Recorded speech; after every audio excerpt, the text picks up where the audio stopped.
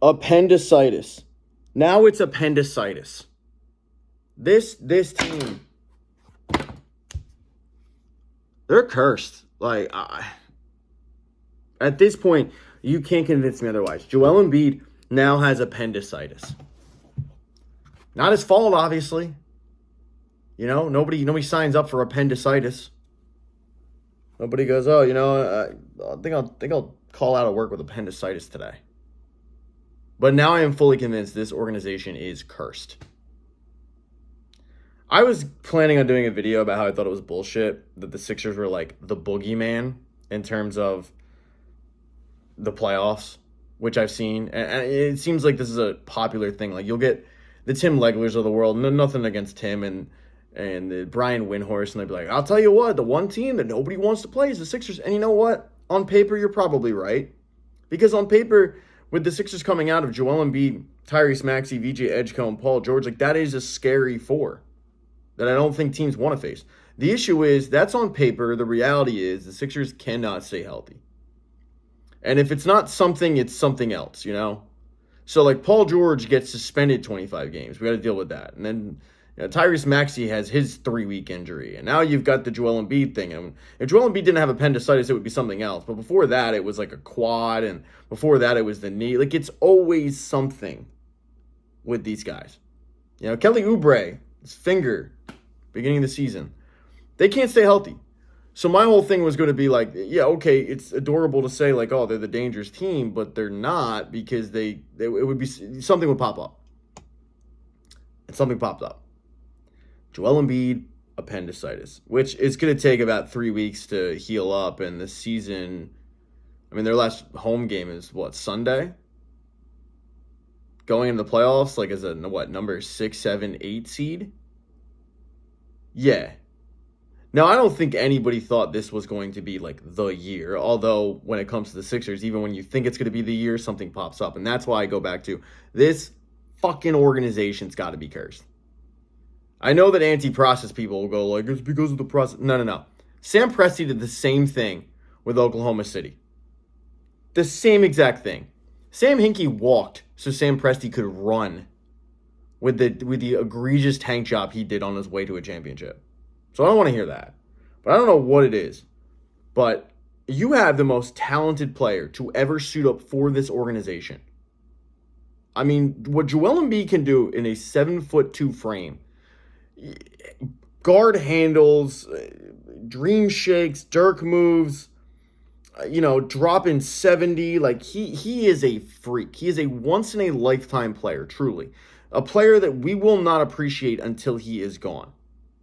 A player that even on, like, bad knees can still drop 35 in 30 minutes. We've seen it happen. And somehow there are new ways to not be 100%. This is the latest.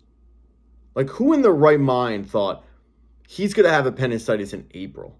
I mean, I don't think anyone thinks you're going to have appendicitis. But this is the worst time to have it in terms of an NBA season, is now.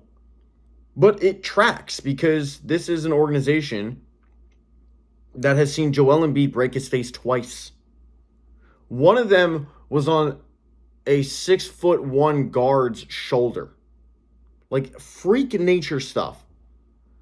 He gets Bell's palsy during the playoffs. Who the fuck gets Bell's palsy during the playoffs? Joel Embiid does. Something about April and May.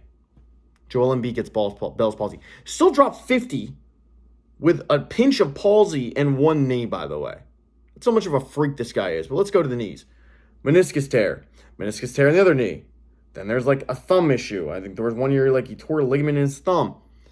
It is always something. And it is not his fault. Like, these are injuries that, again, like the face breaking. Like, who could have saw that coming? Never should have been in against Toronto that late in the game. Doc Rivers cost them, I think, the second round because of the fact that he had Joel Embiid in a clearly, hey, we're good here. Like, we're gonna win this series. We're gonna move on. Ironically enough, against Nick Nurse, ends up breaking his face on Pascal Siakam's elbow, and then we all know what happens. But like, it's more about. It's not so much about, okay, they squandered an opportunity, unluckily, but they squandered an opportunity to win a championship. This could be the year. It's no longer the year. It's not that. It's just this is yet another example of the Sixers being cursed. When you look at the last 10 to 15 years, you had fool's gold a bunch of years ago when they got to the Eastern Conference Finals against Boston. Like, I think you look on paper and you're like, that team would have gotten waxed in the NBA championship, in the NBA Finals, if they got there. But, they lucked out against a number one seed Bulls team that had Derrick Rose and Joakim Noah injured. Like, they lucked out. They weren't going to win much. Blow it up, fine. You get Andrew Bynum. He gets a knee injury bowling. Like, that's the other thing about this organization is the way that they get injured. Bynum gets injured bowling. Joel Embiid gets injured, breaks his foot dunking after it was already broken. Breaks his foot twice. Then you've got the Ben Simmons foot break. Should have been out for 2 months. His Cam told the Sixers, no, we want to win Rookie of the Year. We're going to hold him out the entire year. Fine, whatever. Markelle Fultz with the yips goes home, works with a shooting coach, then comes back, and we all learn what thoracic outlet syndrome is, and nobody believes that he had thoracic outlet syndrome. Somehow they luck out with that, though. Somehow Markelle Fultz turns into Tyrese Maxey because they end up trading Markelle Fultz for a possible first-round pick that ends up actually vesting, which nobody thought it was going to. It ends up vesting thanks to Mike Muscala. The pick ends up being 21st overall. It ends up being Tyrese Maxey. All is well in the world. Fine, good, we're golden. But it's like, it seems like it's something. And this isn't like a hard-hitting video. This is just a guy venting into the void. But like, I saw the news today. I was like, yeah, that tracks. If you're a Sixers fan, that makes the most sense. Joel Embiid, this is around the time. March, April, this is the time where like the freak injury thing would happen. Again, Bell's palsy. Who gets Bell's palsy during the playoffs? If you want, you can subscribe to the channel. That'd be cool. If you want to vent, there's a comment section. As far as comments go, I'm probably only going to respond to channel members. So become a channel member. Support the channel. Help your boy out. Costs like $1.99. I'm going through it. Luckily, I didn't buy Sixers playoff tickets. I actually told my rep, like, I'm not buying the playoff tickets. I'll buy next season, though, but I won't buy the playoff tickets. This is a good reason why. I'm going to go now. Go Sixers.